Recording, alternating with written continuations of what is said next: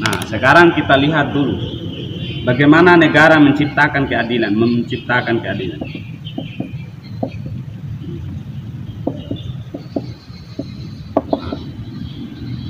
Bagaimana negara menciptakan keadilan pada aspek sosial dan ekonomi, maka kita harus mengkaji dulu bagaimana pemahaman kita atau pandangan kita tentang keadilan. Nah, jangan sampai ketika nanti kita mengkaji tentang pandangan dunia atau ideologi dunia yang menawarkan keadilan seperti ini menurut kami.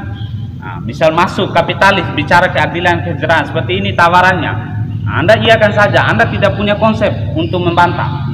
Baru masuk sosialis, kami punya tawaran begini. Baru Islam, kami punya tawaran begini. Pandangan dunia, gitu. Masyarakat itu sejahtera, adil pada aspek sosial ekonomi harus begini. Itu tawarannya. Nah, maka pertama kita juga punya pemahaman atau dasar pemahaman tentang apa itu keadilan. Nah, yang pertama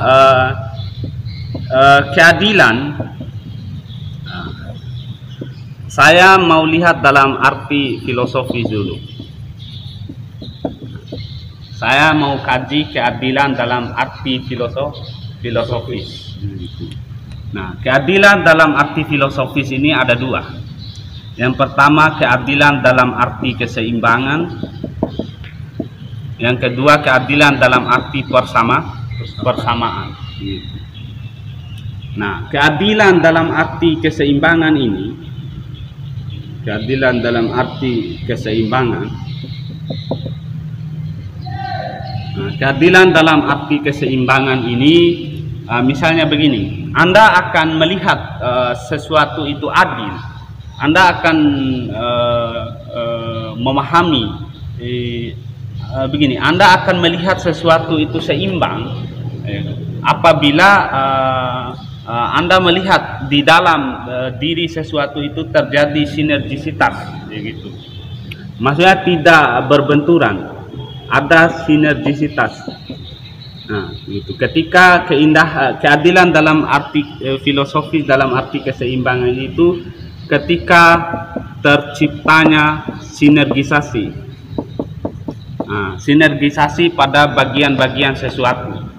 Nanti saya jelaskan apa maksudnya sinergisasi pada bagian-bagian tertentu. Karena kalau tidak terjadi keseimbangan pada sesuatu atau pada manusia, pada alam atau pada negara, ketika tidak terjadi keseimbangan, misalnya pada pasar tidak ada keseimbangan antara distribusi dan distributor, supply dan demand. Begitu juga pada negara, ketika tidak terjadi keseimbangan pada lembaga negara, maka Anda lihat tidak ada terjadi keadilan pada negara. Maka harus ada keseimbangan, baik pada aspek ekonomi, pemerintahan, rakyat dan negara harus seimbang. Dia harus bisa menciptakan keadaan yang seimbang.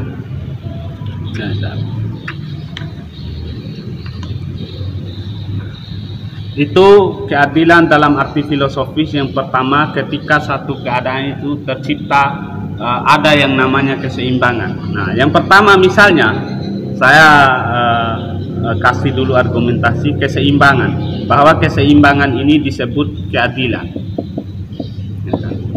Bahwa keseimbangan itu disebut keadilan. Misal pada alam, misal kita lihat pada alam semesta.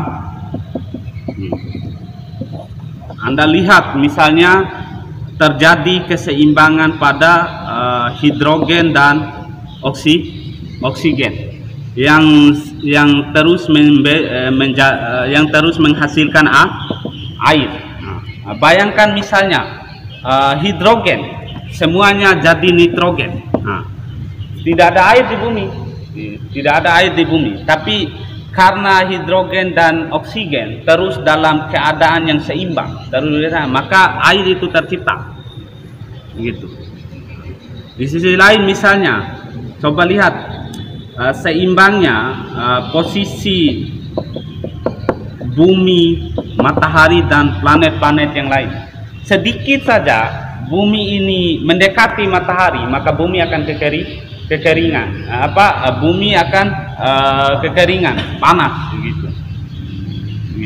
Nah, sedikit saja mendekat atau sedikit saja bumi ini menjauh dari posisinya sekarang, menjauh dari matahari, maka tidak ada panas yang sampai ke bumi. Maka efeknya kehidupan menjadi tidak ada jika kurangnya cahaya. Gitu. Baru kita lihat pada manusia, keseimbangan pada manusia, gitu. Bahwa keseimbangan disebut keadilan, gitu. Misal Anda lihat pada manusia, kan, struktur tubuh atau posisi tubuh manusia ini sangat teratur, ya kan? Posisi mata, posisi telinga kita itu.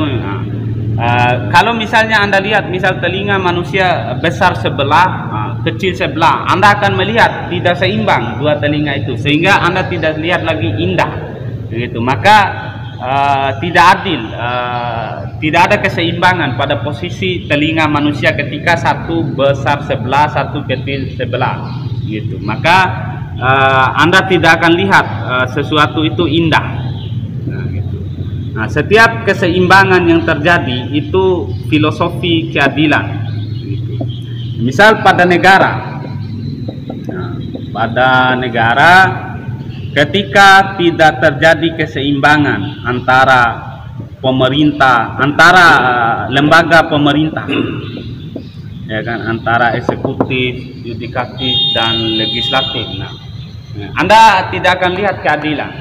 Baru keadilan dalam arti keseimbangan itu bisa tercipta pada negara, maka semua lembaga negara itu harus berjalan bersamaan atau harus bekerja sama. Pemerintah dan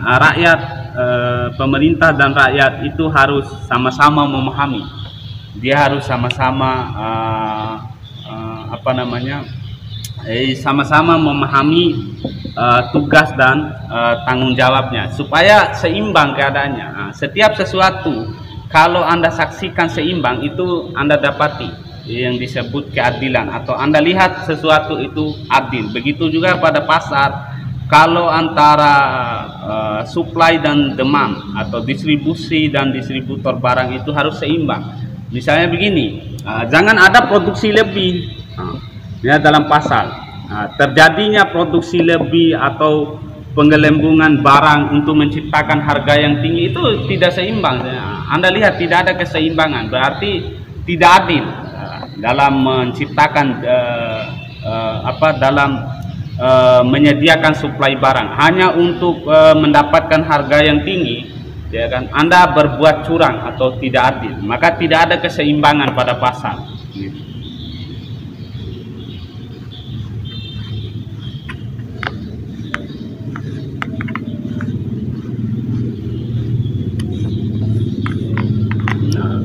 Itu tadi keadilan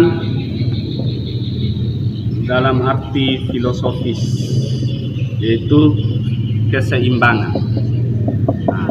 Biasanya keadilan dalam arti keseimbangan ini orang sering memberi simbol dengan simbol mizan.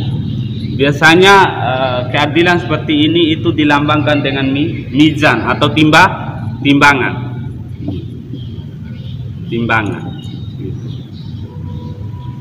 Biasanya keadilan seperti begini sering dilambangkan dengan mizan atau timbangan.